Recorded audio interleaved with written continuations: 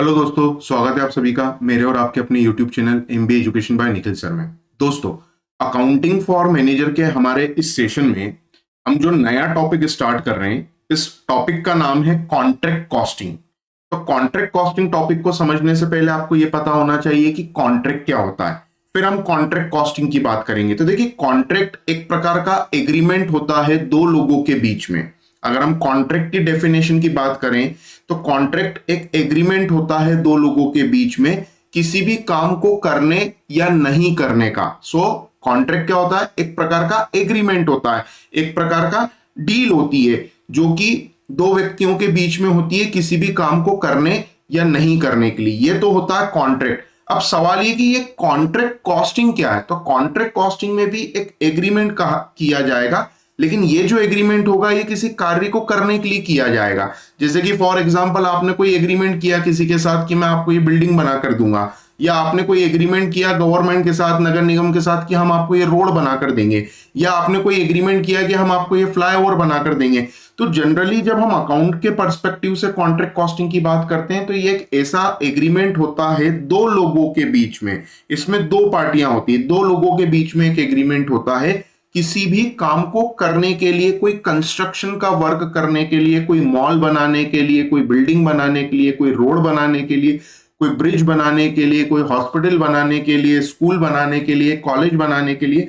तो जब क्या होता है, दो लोगों के बीच में एग्रीमेंट होता है, तब उसे हम कॉन्ट्रैक्ट कॉस्टिंग कहते हैं। या उसकी जो रिकॉर्डिंग की जाती है, उस ट्रांजेक्शन को जब रिकॉर्ड किया जाता है तो जिस अकाउंट में रिकॉर्ड किया जाता है उसे हम कॉन्ट्रैक्ट अकाउंट कहते हैं।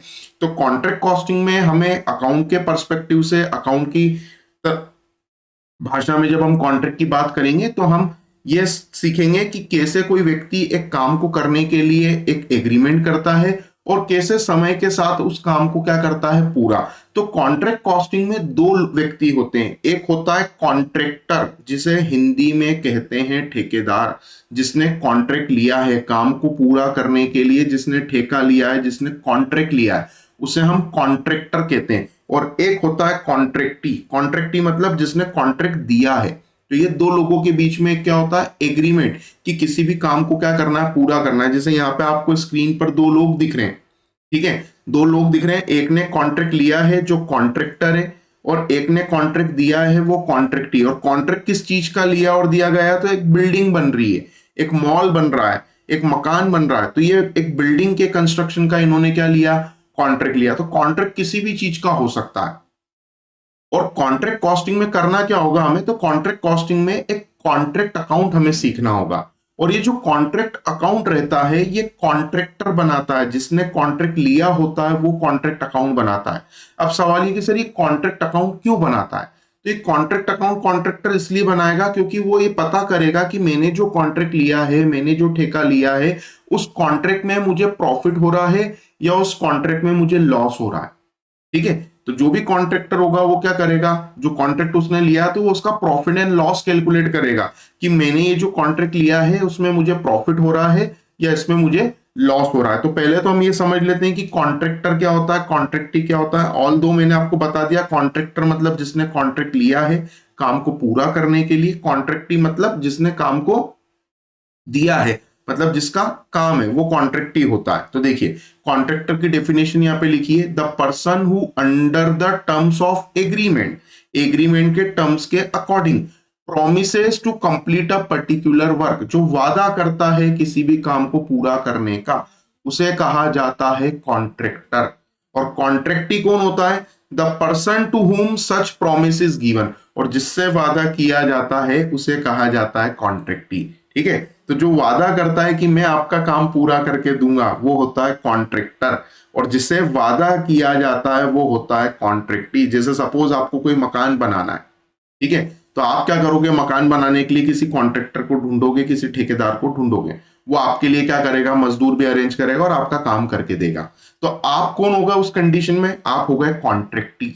और आपने जिसको कॉन्ट्रैक्ट दिया है वो कौन हो गया, कॉन्ट्रैक्टर। अब वो आपसे वादा करता है कि मैं आपको 6 महीने 8 महीने साल भर में क्या करके दूंगा, मकान बनाकर दूंगा। तो कॉन्ट्रैक्ट कॉस्टिंग में हमें बेसिकली जो कैलकुलेशन सीखनी है वो कॉन्ट्रैक्टर की कैलकुलेशन सीखनी, कि एक कॉन्ट्रैक्टर जो होता है वो कॉन्ट्रैक्ट में किए गए खर्चे कैसे लिखता है, कॉन्ट्रैक्ट से कमाया प्रॉफिट कैसे निकलता है, कॉन्ट्रैक्ट में लॉस कैसे होता है, तो ये पूरी कैलकुलेशन हम इस टॉपिक में सीखेंगे। ठीक है, तो पहले तो मैंने आपको कॉन्ट्रैक्ट की डेफिनेशन बता दी कि एक एग्रीमेंट होता है दो लोगों के बीच में किसी भी काम को करने या नहीं करने का। लेकिन अगर हम अकाउंट के पर्सपेक्टिव से बात करें तो यहाँ पे काम करने के लिए एग्रीमेंट किया जाएगा, मकान बनाने के लिए एग्रीमेंट किया जाएगा, होटल बनाने के लिए एग्रीमेंट किया जाएगा, हॉस्पिटल बनाने के लिए एग्रीमेंट किया जाएगा, मॉल बनाने के लिए एग्रीमेंट किया जाएगा, रोड बनाने के लिए एग्रीमेंट किया जाएगा, फ्लाईओवर बनाने के लिए एग्रीमेंट किया जाएगा। और ये एग्रीमेंट कौन करेगा, तो ये दो लोगों के बीच में होगा, जो जिसमें से एक रहेगा कॉन्ट्रैक्टर और दूसरा रहेगा कॉन्ट्रैक्टी। और कॉन्ट्रैक्टर कौन होता है, तो जिसने कॉन्ट्रैक्ट लिया होता है वो कॉन्ट्रैक्टर है, जिसने वादा किया है कि मैं आपका काम पूरा करके दूंगा वो कॉन्ट्रैक्टर है, और जिससे वादा किया गया है वो कॉन्ट्रैक्टी है। अब हम ये देखते हैं कि कॉन्ट्रैक्ट कॉस्टिंग में जो एक कॉन्ट्रैक्टर होता है जिसने कॉन्ट्रैक्ट लिया है वो कॉन्ट्रैक्ट अकाउंट कैसे बनाता है। तो देखिए कॉन्ट्रैक्ट अकाउंट का ये फॉर्मेट है आपके सामने जो आपको समझना है। कॉन्ट्रैक्ट अकाउंट में देखिए मैंने एक तरफ लिखा लेफ्ट में, टॉप लेफ्ट में लिखा डेबिट और इधर राइट में लिखा है मैंने क्रेडिट। तो एक तरफ इसमें डेबिट लिखते हैं, एक तरफ इसमें क्रेडिट लिखते हैं। फिर चार कॉलम बनते हैं, पर्टिकुलर अमाउंट पर्टिकुलर अमाउंट। चार क्या बनते हैं कॉलम, ऊपर लिखा मैंने कॉन्ट्रैक्ट अकाउंट और आगे लिखा है इफ कॉन्ट्रैक्ट इज कंप्लीटेड। अगर कॉन्ट्रैक्ट क्या हो गया, कंप्लीट हो गया, तो क्या क्या लिखा जाता है कॉन्ट्रैक्ट अकाउंट में वो हम देख रहे हैं। तो देखिए आपको याद कैसे रखना है, आपको याद कैसे रखना है ध्यान दीजिएगा। मैं फॉर्मेट को पूरा समझाऊंगा, आपको एक्सप्लेन करेंगे हम आपको पूरा फॉर्मेट, पर आपको याद कैसे रखना है। तो देखिए आप ऐसा याद रखिएगा कि जो भी कॉन्ट्रैक्ट में आया वो डेबिट में लिखते हैं, जो भी कॉन्ट्रैक्ट में आया, जो भी आ रहा है आपके कॉन्ट्रैक्ट में जो भी चीज आई है वो आप डेबिट में लिखेंगे। ठीक है, तो मैंने यहाँ पे आया लिख दिया। एक काम करते हैं, यस, हाँ, जो भी आपके कॉन्ट्रैक्ट में आया वो आप इधर लिखेंगे डेबिट साइड में। ठीक है, तो जो भी आया वो इस तरफ लेफ्ट में लिखा हुआ है, मैं अभी रीड करूंगा। जो भी आपके कॉन्ट्रैक्ट में से गया वो आप क्रेडिट में लिखेंगे, जो भी आया है वो डेबिट में लिखना है, जो भी गया है वो क्रेडिट में लिखना है। आपने किसी भी चीज को अगर खरीदा है तो वो डेबिट में आएगा, आपने किसी भी चीज को अगर बेचा है तो वो क्रेडिट में आएगा। आपने किसी भी प्रकार का एक्सपेंसेस किया है तो वो डेबिट में आएगा। आपको किसी भी प्रकार का अगर लॉस हुआ है तो वो क्रेडिट में आएगा। आपको किसी भी प्रकार का अगर प्रॉफिट हुआ है तो वो डेबिट में आएगा। आपको किसी भी प्रकार का अगर प्रॉफिट हुआ है तो वो डेबिट में आएगा। इसके अलावा आपका जो ओपनिंग स्टॉक है, ओपनिंग स्टॉक का मतलब जो पहले से रखा है वो डेबिट में आएगा। आपका जो भी क्लोजिंग स्टॉक है वो क्रेडिट में आएगा। बस इतना सा याद रखना है। तो यहाँ पे जो टेबल के अंदर जो भी डेटा दिया है ना वो यही डेटा है, यही डेटा है। किसी भी चीज के आने का डेटा दिया हुआ है, परचेज का डेटा दिया हुआ है, एक्सपेंसेस दिया है, प्रॉफिट दिया है, और अगर कोई ओपनिंग स्टॉक है तो वो दिया है। राइट में क्या लिखा है, तो जो भी चीज आपके कॉन्ट्रैक्ट में से गई, जो भी गया वो लिखते हैं, सेल लिखते हैं, लॉसेस लिखते हैं, और जो भी क्लोजिंग स्टॉक वगैरह होता है वो लिखा जाता है। चलिए तो अब एक काम करते हैं, एक एक करके पहले समझ लेते हैं क्या क्या आया। ठीक है, जो चीजें आती है वो कैसे लिखी जाती है। तो देखिए पहले तो मटेरियल इशूड। मटेरियल इशूड का मतलब आपने मटेरियल को इशू किया या आपने मटेरियल को इशू करवाया। ठीक है, आप जब मटेरियल को इशू कराते हैं, जैसे कि आपने क्या किया, कॉलेज से लाइब्रेरी से बुक इशू करी, तो जब आप बुक इशू कराते हैं कॉलेज से, तो जब बुक इशू कराते हैं तो बुक आपके पास आती है। तो ऐसे कॉन्ट्रैक्टर ने क्या किया, मटेरियल को इशू कराया। अब मटेरियल इशूड इधर आता है डेबिट साइड में। ठीक है, क्योंकि मटेरियल इशू करेंगे तो आपके पास मटेरियल आएगा। इसके बाद परचेज फ्रॉम मार्केट, अगर आपने मटेरियल को मार्केट से खरीदा है तब भी मटेरियल आपके पास आएगा। इशूड फ्रॉम स्टोर, आपने स्टोर में जो रखा था वो अपने कॉन्ट्रैक्ट में इशू करा लिया तो ये भी आपके पास आएगा। रिसीव्ड फ्रॉम अदर कॉन्ट्रैक्ट, अगर किसी दूसरे कॉन्ट्रैक्ट से मटेरियल मिला है तो वो भी आपके पास आएगा। सिमिलरली यहाँ पे देखिए टू प्लांट इशूड भी लिखा है नीचे, तो प्लांट अगर आप इशू करेंगे तो तब भी आपके पास प्लांट आएगा। पहले तो जो चीज आती है वो हम इधर लिख देते हैं लेफ्ट में, और जो गई है वो राइट में लिखना है। तो देखो राइट में क्या लिखा है, by material return to store गया, by material transfer to other contract, material दूसरे कॉन्ट्रैक्ट में ट्रांसफर करा, by material return to supplier, ठीक है, सप्लायर को वापस कर दिया, by cash account sale of material, जब मटेरियल को बेचा जाता है तो पैसा आता है तो लिखते हैं by cash account sale of material. और इसके बाद by plant transfer to other contract, अब जो जा रहा है हम उसकी बात कर रहे हैं, ठीक है। जो मैं ग्रीन कलर से हाईलाइट कर रहा हूं, तो लेफ्ट में जो हाईलाइट किया है वो आया है, राइट में जो हाईलाइट कर रहे हैं वो आपके कॉन्ट्रैक्ट में से गया। फिर by plant return to store, इसके बाद आपने प्लांट को बेचा तो by cash account sale of plant. तो ये हमने चीजें यहाँ पे सभी लिख दी। तो हमने क्या किया, जो भी हमारे कॉन्ट्रैक्ट में आया, जो भी हमारे कॉन्ट्रैक्ट में आया और जो भी हमारे कॉन्ट्रैक्ट में से गया, वो हम क्या करते हैं, जो आता है वो डेबिट में लिखते हैं, जो जाता है वो क्रेडिट में लिखते हैं। अब एक काम करते हैं, ये जो आया और गया लिखा है इसे भी मैं ग्रीन कलर से हाईलाइट कर देता हूं। अब इसके बाद क्या लिखते हैं, तो इसके बाद परचेज और सेल लिखते हैं। क्या लिखते हैं, परचेज और सेल। तो ये देखिए यहाँ पे लिखा हुआ है परचेज ऑफ मटेरियल, ठीक है। ये समझाने के लिए लिख दिया मैंने एक बार फिर से, ये देखो परचेज ऑफ मटेरियल दिखा आपको। ऐसे यहाँ पे आएगा बाय सेल ऑफ मटेरियल, देखिए राइट में सेल ऑफ मटेरियल। तो ये ऑलरेडी आपको समझा चुके हैं, जब मटेरियल परचेज करोगे तब आएगा, मटेरियल सेल करेंगे तब जाएगा। या ऐसे ही आपने लिख दिया by cash account sale of plant, ठीक है। देखो येलो कलर से हाईलाइट कर दिया, परचेज और सेल को मैंने येलो कलर से हाईलाइट कर दिया। तो परचेज करने पर आता है, सेल करने पर जाता है, तो वो दो तरीके से समझ आ गया। परचेज करने पर आएगा तो डेबिट में लिखेंगे या परचेज को डेबिट में लिखते। तो ये परचेज और सेल को हम क्या कर देते हैं, ग्रीन कलर से हाईलाइट कर देते हैं।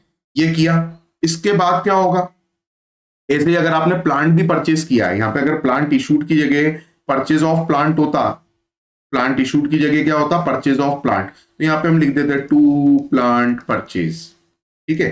तो टेंशन नहीं लेना, जो भी खरीदोगे वो डेबिट में लिखना है, टू प्लांट परचेज। अगर आपने कोई प्लांट परचेज किया तो वो भी यहाँ पर आ जाएगा।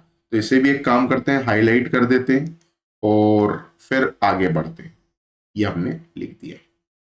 चलिए, अब इसके बाद एक्सपेंसेस जो होते हैं, एक्सपेंसेस जो होते हैं वो लेफ्ट में लिखते हैं, लॉसेस जो होते हैं वो राइट में लिखते हैं। तो पहले तो एक्सपेंसेस एंड लॉसेस देख लेते हैं हम।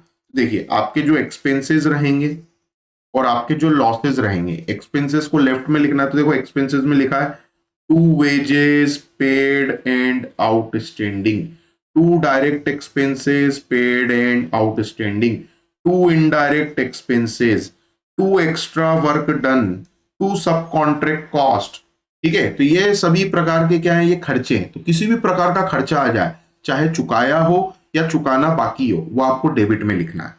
वो आपको कहां पे लिखना है, डेबिट में। एक्स्ट्रा वर्क डन मतलब आपने कोई एक्स्ट्रा काम करके दिया तो एक्स्ट्रा खर्चा होगा। सब कॉन्ट्रैक्ट कॉस्ट का मतलब आपने कॉन्ट्रैक्ट का कोई हिस्सा कहीं और पूरा किया तो उसे क्या कहेंगे, सब कॉन्ट्रैक्ट कॉस्ट। तो ये कहां पर आता है, डेबिट में। राइट में क्या आएगा, तो राइट में आएंगे लॉसेस। तो देखिए लॉसेस में पहले तो आपने मटेरियल बेचा या मटेरियल चोरी हो गया, आग लग गई, तो bye profit and loss account abnormal loss of material. Generally क्या होता है, जब कोई कॉन्ट्रैक्ट चलता है तो साइट पे काफी मटेरियल रखा होता है और वो मटेरियल जनरली क्या हो जाता है, काफी कई बार चोरी हो जाता है। जब आप उसकी प्रॉपर केयर नहीं करते तो चोरी भी हो जाता है। तो एबनॉर्मल लॉस ऑफ मटेरियल, या आग लग गई या खराब हो गया तो ये एबनॉर्मल लॉस में आएगा। और लॉस कहां पे लिखते हैं, राइट में लिखते हैं। इसके अलावा by profit and loss account, loss on sale of material. फिर by profit and loss account abnormal loss of plant, कोई आपकी मशीन ही ले गया, ठीक है, रात को चोर आए आपकी मशीन लेकर चले गया, आपकी पानी की मोटर लगी थी वो लेकर चले गया, तो ये क्या होता है, एबनॉर्मल लॉस। ये राइट में लिखते हैं। आगे bye profit and loss account loss on sale of plant, ये भी लिखा जाता है। इसका मतलब आपका जो मशीन थी वो आपने बेचा और बेचने पे आपको क्या हुआ, नुकसान हुआ। तो सीधी सी बात है, जितने भी खर्चे हैं वो लेफ्ट में लिखना है, जितने भी लॉसेस है वो राइट में लिखना है। इसके बाद अगर हम बात करें प्रॉफिट की, तो जो प्रॉफिट रहेगा, जो प्रॉफिट रहेगा वो आप लिखेंगे, जो प्रॉफिट रहेगा ये प्रॉफिट, प्रॉफिट आप लेफ्ट में लिखते हैं। प्रॉफिट कहां पे लिखते हैं, लेफ्ट में। तो ये देखो लिखा है to profit and loss account profit on sale of material, material को बेचने पर क्या हुआ, प्रॉफिट हुआ, तो ये लेफ्ट में लिखेंगे। इसके अलावा आपने प्लांट को बेचा, उससे प्रॉफिट हुआ, तो to profit and loss account profit on sale of plant. इसके अलावा आपने जब कॉन्ट्रैक्ट का बैलेंसिंग फिगर निकाला, क्या निकाला, बैलेंसिंग फिगर, तो बैलेंसिंग फिगर में भी प्रॉफिट हुआ तो लिखा देखो to profit and loss account profit transferred, ये बैलेंसिंग फिगर है। ऐसे ही जो लॉस होता है, अगर बैलेंसिंग फिगर निकालने पर क्या होता है, लॉस, इसे अभी हम डिटेल में समझेंगे। लॉस होता है तो ये देखिए यहाँ लिखा है bye profit and loss account loss transferred, और ये बैलेंसिंग फिगर है। बैलेंसिंग फिगर का मतलब डेबिट का टोटल ज्यादा है, क्रेडिट का टोटल कम है, तो क्रेडिट में बैलेंसिंग फिगर आएगा। डेबिट का टोटल है 15 लाख, क्रेडिट का टोटल है 10 लाख, तो क्रेडिट में 5 लाख और लिखनी पड़ेगी। या क्रेडिट का टोटल है 20 लाख, डेबिट का टोटल है 12 लाख, तो डेबिट में 8 लाख रुपए और लिखना पड़ेंगे। तो ये होता है बैलेंसिंग फिगर। बैलेंसिंग फिगर अगर लेफ्ट में आता है तो प्रॉफिट होता है, राइट में आता है तो लॉस होता है। इसके बाद ओपनिंग स्टॉक और क्लोजिंग स्टॉक अगर दिया है तो ओपनिंग स्टॉक और क्लोजिंग स्टॉक अगर दिया है तो ये देखिए ओपनिंग स्टॉक और क्लोजिंग स्टॉक। ओपनिंग स्टॉक और क्लोजिंग स्टॉक जो होता है, तो जो ओपनिंग स्टॉक होता है वो डेबिट में आता है, जो क्लोजिंग स्टॉक होता है वो क्रेडिट में आता है। तो देखिए यहाँ पे क्लोजिंग स्टॉक यहाँ लिखा हुआ है, ये देखिए बाय मटेरियल इन हैंड और साइड। आखिरी में जो मटेरियल बचा आपके हाथ में या आपकी साइट पर, या लास्ट में जो प्लांट बचा by planted site. By planted site, planted site का मतलब लास्ट में जो आपके पास मशीन बची, काम पूरा होने के बाद जो मशीन बच गई, काम पूरा होने के बाद जो मटेरियल बच गया, उसे हम बोलते हैं क्लोजिंग स्टॉक। तो बाय मटेरियल इन हैंड और साइट लिखा जाता है, या बाय प्लांटेड साइट लिखा जाता है, जो लास्ट में बचता है उसे। सर ओपनिंग स्टॉक नहीं दिया, तो ओपनिंग स्टॉक बेटा अगर आ जाए, अगर ओपनिंग स्टॉक आ जाए तो आप क्या करेंगे, देखिएगा मैं आपको बता देता हूं। आपको क्वेश्चन में दिया है to opening stock of material.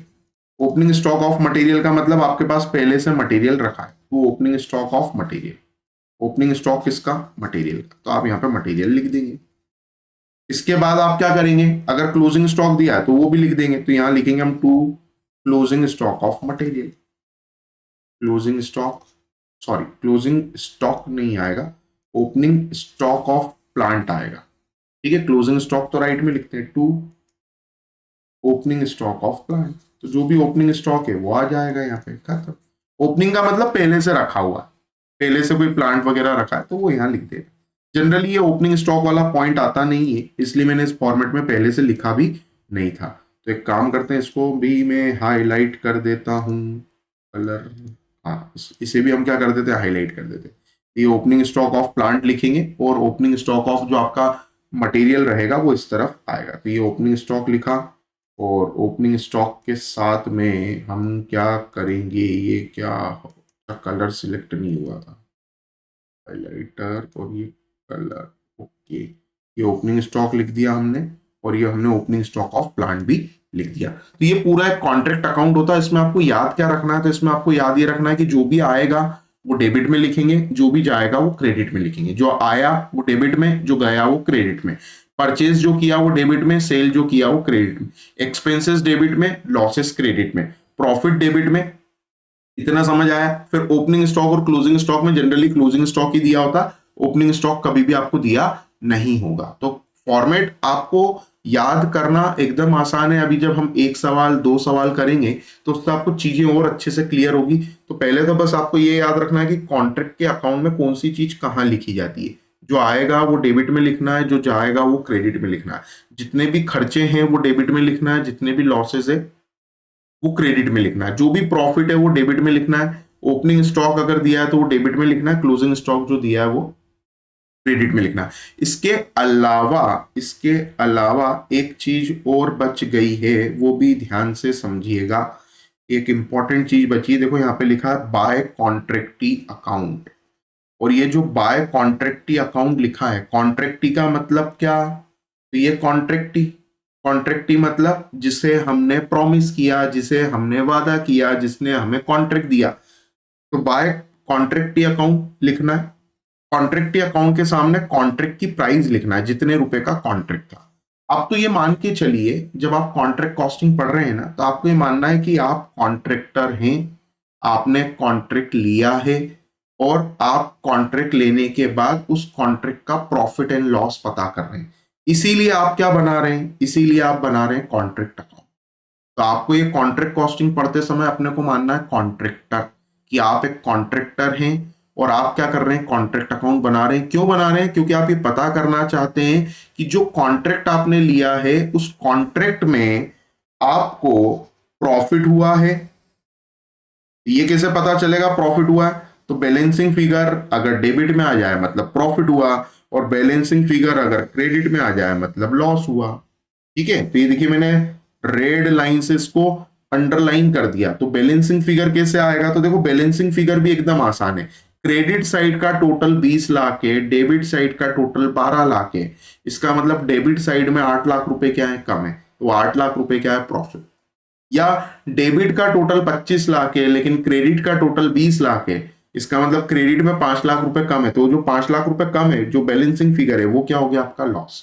तो आपको सिर्फ इतना याद रखना है, जो आएगा वो डेबिट में, जो जाएगा वो क्रेडिट में, परचेस करेंगे डेबिट में, सेल करेंगे क्रेडिट में, एक्सपेंसेस होंगे डेबिट में, लॉसेस होंगे क्रेडिट में, प्रॉफिट होगा डेबिट में। फिर ओपनिंग स्टॉक और क्लोजिंग स्टॉक जो होता है, तो जो पहले से रखा है उसे ओपनिंग स्टॉक बोलते हैं, जो लास्ट में बचता है उसे क्लोजिंग स्टॉक कहते हैं। तो ये पूरा एक फॉर्मेट बन गया। ये फॉर्मेट तब बनाया जाता है जब कॉन्ट्रैक्ट आपका क्या हो चुका है कंप्लीट। अब अगर कॉन्ट्रैक्ट आपका इनकम्प्लीट है तो ये फॉर्मेट आपके सामने है, इसमें टेंशन नहीं लेना बेटा, सिर्फ छोटा सा चेंज है। क्या छोटा सा चेंज है वो भी मैं आपको बता देता हूं, क्या छोटा सा चेंज है वो भी हम आपको यहीं पे क्लियर कर देते हैं। देखिए क्या छोटा सा चेंज है, तो ये जो लिखा है ना यहां से लेके यहां तक का ये सेम है, जो पीछे लिखा था वही लिखा है। इसके बाद ये यहां से लेके प्लांटेड साइड तक का ये भी सेम है, जो पीछे लिखा था सब कुछ सेम लिखा हुआ है। ये देख लो, आप चेक कर लो, you can check. Material issued, purchase from market, issued from store, सब कुछ सेम है। आखिरी में क्या तक लिखा, सब कॉन्ट्रैक्ट कॉस्ट तक। ये देखो सब कॉन्ट्रैक्ट कॉस्ट तक सेम है, सब कॉन्ट्रैक्ट कॉस्ट तक क्या आया, सेम आया। क्लियर है। तो जो सब कॉन्ट्रैक्ट कॉस्ट है वहां तक सभी चीजें क्या है, सेम। जो पीछे लिखा है वही मैंने इधर लिखा, और इस तरफ भी प्लांटेड साइड तक सेम है। तो देखिए प्लांटेड साइड, ये प्लांटेड साइड लिखा है देखो नीचे कॉन्ट्रैक्टी अकाउंट के ऊपर, ठीक है। कॉन्ट्रैक्टी अकाउंट के ऊपर क्या लिखा है, प्लांटेड साइड। तो प्लांटेड साइड तक सभी चीजें क्या है, सेम। तो सवाल ये कि चेंज कहां पे होगा सर, फिर ये चेंज कहां पर होगा, तो चेंज होगा सिर्फ लास्ट के यहां पे, ये यहां चेंज होगा। ये चेंज करना है आपको, ये आपको क्या करना है, चेंज करना है। इट मींस जब आपका कॉन्ट्रैक्ट कंप्लीट हो जाता है तब तो आप लिखते हैं by contractee account, by profit and loss account, loss transfer, और ये यहां पे चेंज करना है, इसको चेंज करना है, बस इसे चेंज करना है to profit and loss account, loss profit transfer. सिर्फ ये छोटा सा चेंज करना है, 2 लाइन का राइट में 1 लाइन का लेफ्ट में। और ये चेंज कब करना है, जब कॉन्ट्रैक्ट आपका इनकम्प्लीट है। तो हम क्या करेंगे, जब कॉन्ट्रैक्ट इनकम्प्लीट होगा, जब कॉन्ट्रैक्ट हमारा क्या होगा, इनकम्प्लीट। इनकम्प्लीट का मतलब कॉन्ट्रैक्ट अभी भी चल रहा है, कॉन्ट्रैक्ट अभी भी हमारा पूरा हुआ नहीं है। तो हम क्या करेंगे, ये जो 3 चीजें हैं, 4 चीजें हैं, सिर्फ इसे चेंज करेंगे। ये चेंज हो गई है, ठीक है। ये देखो पीछे नहीं लिखी है, पीछे लिखा है कॉन्ट्रैक्टी अकाउंट और bye profit and loss, loss transfer. और यहां पे क्या लिखा है, by work in progress account. अब सवाल ये कि सर ये वर्क इन प्रोग्रेस क्या होता है, तो देखिए आपका कॉन्ट्रैक्ट जो है वो पूरा नहीं हुआ है, आपका जो कॉन्ट्रैक्ट है वो अभी भी चल रहा है। इसका मतलब निर्माण कार्य प्रगति पर है। ये देखिए यहां पर भी साइड पे जो फोटो लगा है लिखा अंडर कंस्ट्रक्शन, इसका मतलब काम क्या हो रहा है, अभी चल रहा है। यहाँ पे देखिए एक बोर्ड दिख रहा है आपको अंडर कंस्ट्रक्शन, इसका मतलब काम अभी आपका चल रहा है। इसका मतलब ये हुआ कि जब इस साइट का कॉन्ट्रैक्ट अकाउंट बनेगा तो उस कॉन्ट्रैक्ट अकाउंट को बनाने के लिए हम ये इनकम्प्लीट वाली प्रोसीजर को फॉलो करेंगे, ठीक है। तो यहाँ पे लिखना है by work in progress account. By work in progress account का मतलब अभी काम चल रहा है। और इस वर्क इन प्रोग्रेस अकाउंट में 2 चीजें लिखी जाती है। इस वर्क इन प्रोग्रेस अकाउंट में कितनी चीजें लिखी जाती है, 2 चीजें लिखी जाती है। कौन कौन सी 2 चीजें लिखी जाती है, तो देखिए एक तो इसमें लिखा जाएगा सर्टिफाइड वर्क, एक इसके अंदर लिखा जाएगा अनसर्टिफाइड वर्क, ठीक है। तो ये जो सर्टिफाइड वर्क और अनसर्टिफाइड वर्क होता है ये क्वेश्चन में जनरली दिया होता है, ठीक है। ये सर्टिफाइड वर्क और अनसर्टिफाइड वर्क जो होता है जनरली क्वेश्चन में गिवन होता है, और गिवन होता है उसी से हमें पता चलता है कि कॉन्ट्रैक्ट इनकम्प्लीट है। जब ये सर्टिफाइड और अनसर्टिफाइड वर्क दिया होता है ना क्वेश्चन में, उसी से हमें पता चलता है कि कॉन्ट्रैक्ट क्या है, इनकम्प्लीट है। तो जब भी सर्टिफाइड अनसर्टिफाइड वर्क क्वेश्चन में गिवन आ जाए इसका मतलब ये समझ लेना कि कॉन्ट्रैक्ट इनकम्प्लीट है।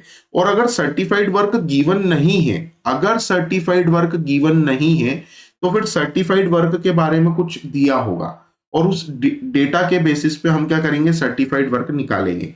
सीधी सी बात है, अगर क्वेश्चन में सर्टिफाइड लिखा हुआ आ जाए, ठीक है, तो आप समझ जाना कि कॉन्ट्रैक्ट क्या है, इनकम्प्लीट।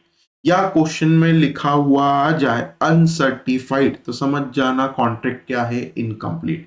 तो सिर्फ चेंज क्या करना है, चेंज इतना सा करना है कि जो बाय कॉन्ट्रैक्टी अकाउंट लिख के कॉन्ट्रैक्ट की प्राइस लिख रहे थे उसकी जगह आ जाएगा बाय वर्क इन प्रोग्रेस। और वर्क इन प्रोग्रेस में लिखेंगे सर्टिफाइड वर्क और अनसर्टिफाइड वर्क। और सर्टिफाइड और अनसर्टिफाइड वर्क लिखने के बाद में फिर बैलेंसिंग फिगर निकालना। क्या निकालना? Balancing figure. और जो बैलेंसिंग फिगर रहेगा आपका वो या तो लेफ्ट में आएगा तो उसे टू बैलेंस सीडी प्रॉफिट बोलेंगे, या राइट में आएगा तो उसे बोलेंगे bye profit and loss account loss transfer. ठीक है, या तो क्या बोलेंगे, बैलेंसिंग फिगर लेफ्ट में आएगा तो लिखेंगे टू बैलेंस सीडी प्रॉफिट, या राइट में आएगा तो लिखेंगे bye profit and loss account loss transfer.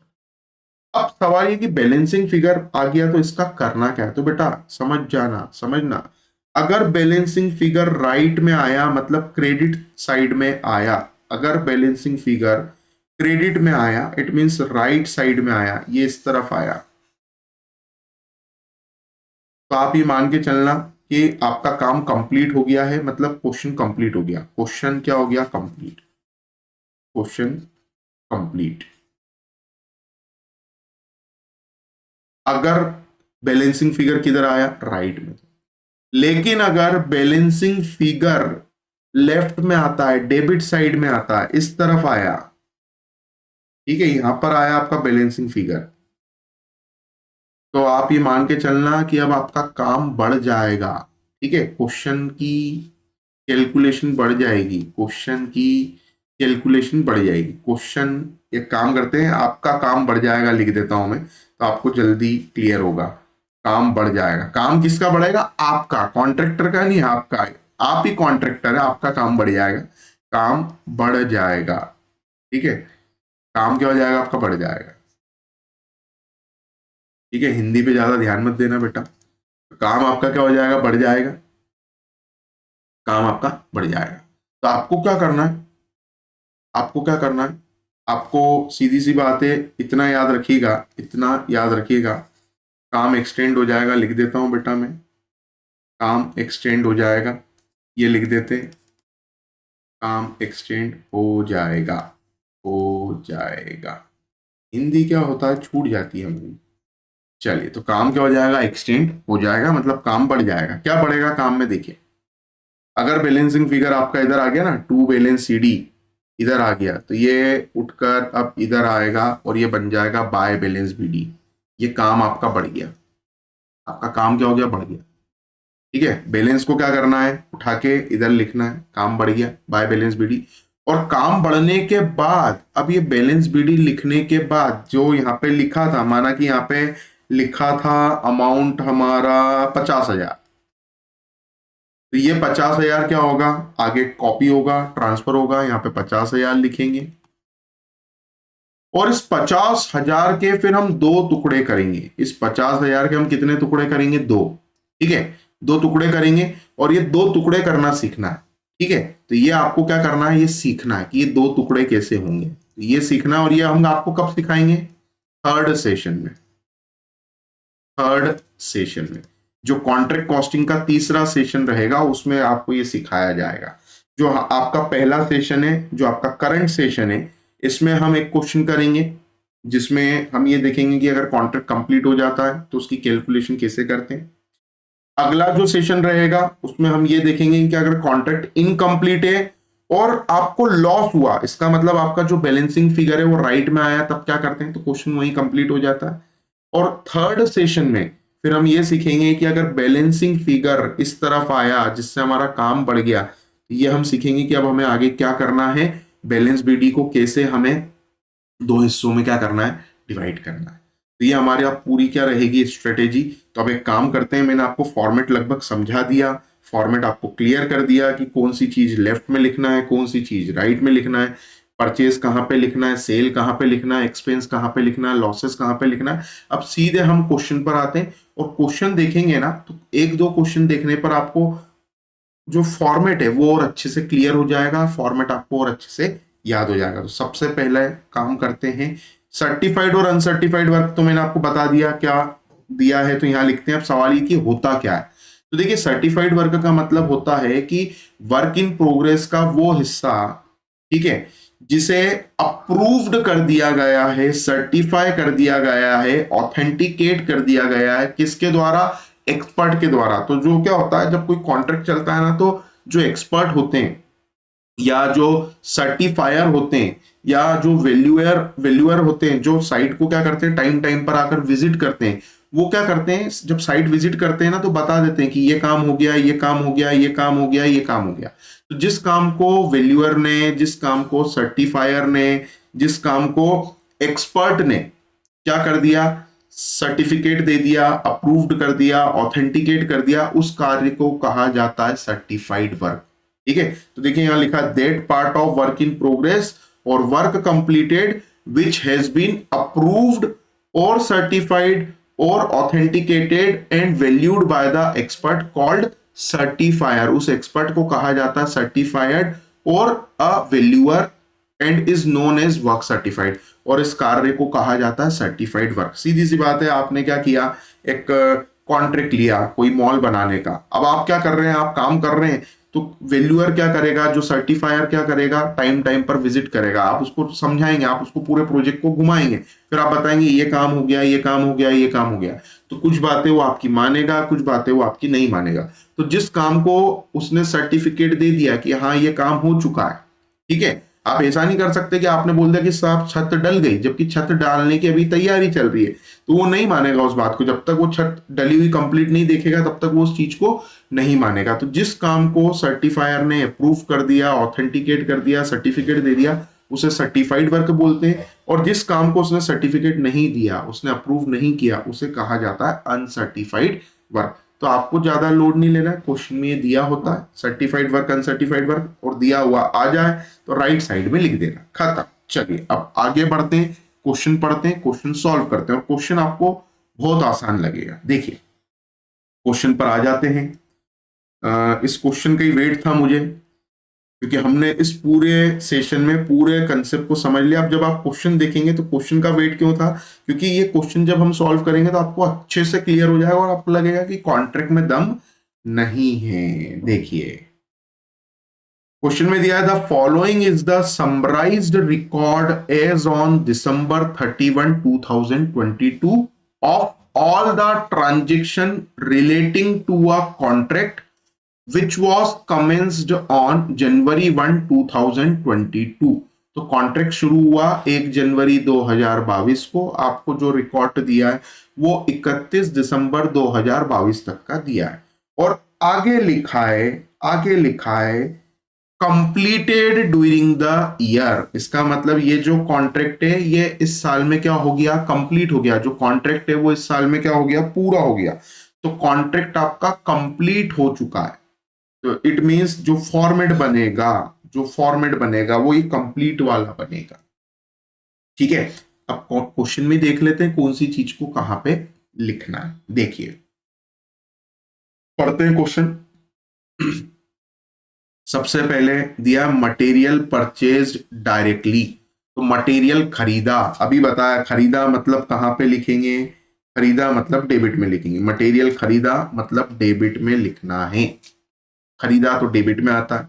आगे बढ़ते हैं, आगे दिया है material supplied from store. Material store से सप्लाई किया गया, मतलब स्टोर में रखा हुआ था, वहां से आपने सप्लाई कर लिया मतलब अपने पास लेकर आ गए।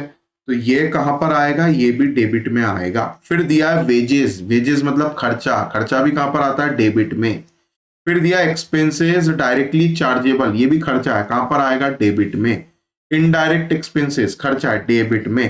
प्लांट इंस्टॉल्ड मतलब प्लांट इंस्टॉल किया या प्लांट लेकर आए, तो ये कहां पर आएगा, डेबिट में।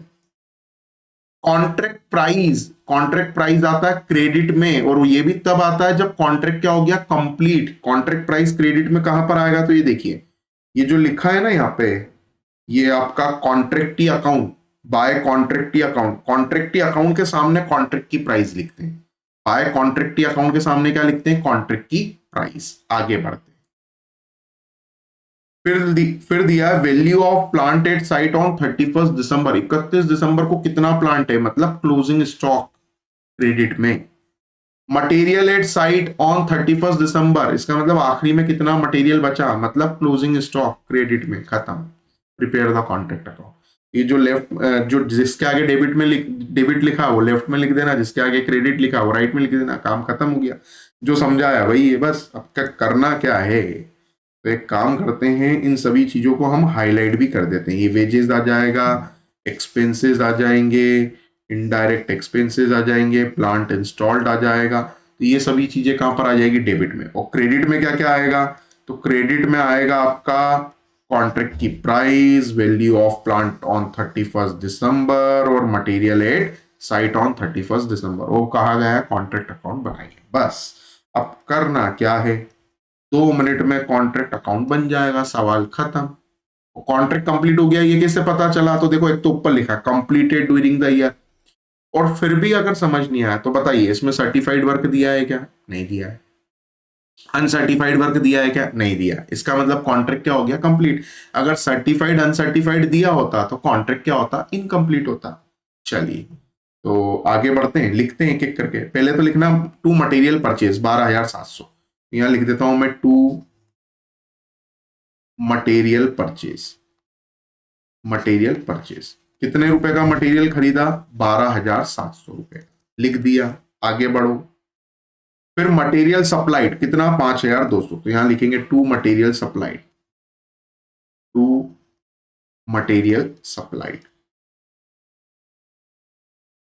कितना है, मटेरियल सप्लाइड, मटेरियल सप्लाइड है 5,200, ये लिख दिया 5,000। आगे बढ़, मटेरियल सप्लाइड के बाद वेजेस दिया 21,440, तो वेजेस लिख देते हैं, टू वेजेस। लाइन से लिखो आप, तो कोई कुछ भी नहीं करना है, वेजेस 21,440। और मैं आपको हर सवाल में क्या करूंगा, पहले ही बता दूंगा क्या डेबिट में लिखना है क्या क्रेडिट में लिखना है। तो बैक टू बैक जब आप 4-5 सवाल देख लोगे तो आपको अपने आप याद हो जाएगी चीजें कि किस चीज को डेबिट में लिखना है, किस चीज को क्रेडिट में लिखना है। आगे, टू एक्सपेंसेस डायरेक्टली चार्जेबल, तो लिख देते हैं टू एक्सपेंसेस, सिर्फ एक्सपेंसेस लिख देते हैं। कितना दिया है, मैंने शायद 2940 देखा था, ये 2940 लिख देते हैं, और 2940 ही है, ठीक है। फिर इनडायरेक्ट एक्सपेंसेस दिया है 3,000, तो लिख देंगे to indirect expense, to indirect expense. कितना इनडायरेक्ट एक्सपेंस, 3,000, तो यहां पे इनडायरेक्ट एक्सपेंस लिखेंगे 3,000। आगे बढ़ते हैं, इनडायरेक्ट एक्सपेंस के बाद प्लांट दिया है, टू प्लांट इंस्टॉल्ड कितने का, 18,000 का, तो लिख देते हैं टू प्लांट। डेबिट में बेटा सब कुछ मैंने आपको आगे ही बता दिया कौन सी चीज को कहां पे लिखना है, तो मैं लाइन से क्या कर रहा हूं, डेबिट वाली आइटम लिख रहा हूं। और लाइव क्लास में हम इसके एग्जाम के क्वेश्चन भी कर लेंगे, तो आपको एग्जाम का लेवल भी पता चल जाएगा। जैसा सवाल मैंने दिया है ना सामने स्क्रीन पर, यही लेवल होता है बेटा एग्जाम का भी। पर हम थोड़ा लेवल बढ़ा के और आगे भी बढ़ेंगे, और थोड़े हायर लेवल के भी क्वेश्चंस करेंगे इसमें। आगे बढ़ते हैं, फिर क्या दिया है, टू कॉन्ट्रैक्ट प्राइस, तो कॉन्ट्रैक्ट प्राइस नहीं लिखते हैं, 60,000 रुपए की जो कॉन्ट्रैक्ट प्राइस है, हम इसे यहां लिखेंगे bye contractee account, bye contractee account. और ये लास्ट में लिखते हैं, नीचे लिखते हैं बाय कॉन्ट्रैक्टी अकाउंट। कितने रुपए कॉन्ट्रैक्टी अकाउंट पे, 60,000, इसमें कॉन्ट्रैक्ट की प्राइस लिखना है, तो ये मैंने 60,000 रुपए लिख दिए। अब क्या करना है, अब वैल्यू ऑफ प्लांटेड साइट और मटेरियल एट साइट दो चीजें दी है, तो हम यहां लिखेंगे by planted site. Planted site मतलब आखिरी में जो आपके पास प्लांट बचा, इसको क्लोजिंग स्टॉक भी बोलते हैं। और by material at site, by material at site, ये भी लिख दो, बाय मटेरियल एट साइट। कितना आएगा, प्लांट एट साइट आएगा 10,000, और मटेरियल एट साइट आएगा 900। तो 10,000 ये लिख दीजिए और 900 रुपये इधर लिख दीजिए, बस खत्म। अब क्या करना है, टोटल लगाना है। क्या लगा लेते हैं, टोटल लगा लेते हैं। चलिए टोटल लगाते हैं, टोटल किस तरफ का ज्यादा आ रहा है वो देख लेते हैं। तो देखिए जो टोटल है इधर का, अगर मैं रैंडमली ऐसे ही चेक करूं तो 12 और 5 17, 17 और 21 38, 38 और 2 40, 40 और 3 43, 43 और 18, तो 43 और 18 लगभग ये 61 के आसपास आ रहा है। और फिर बाकी जो अमाउंट है छोटे वो हम देख लेंगे, मतलब 61 के आसपास आ रहा है। और इधर का टोटल देखें राइट साइड का, तो देखो 60,000 तो एक ही दिख रहा है सामने, ऊपर 10,000, 70 और 900, तो राइट का टोटल ज्यादा है। तो पहले तो राइट का टोटल मैं लिख देता हूं, जो टोटल ज्यादा होता है वो टोटल दोनों तरफ लिखते हैं। तो क्रेडिट साइड का टोटल है 70,900 रुपए, तो ये टोटल आपको इस तरफ भी लिखना है। पर इस तरफ ये 70,900 नहीं आ रहा है, तो बैलेंसिंग फिगर निकालना है। तो हम क्या करेंगे, 70,000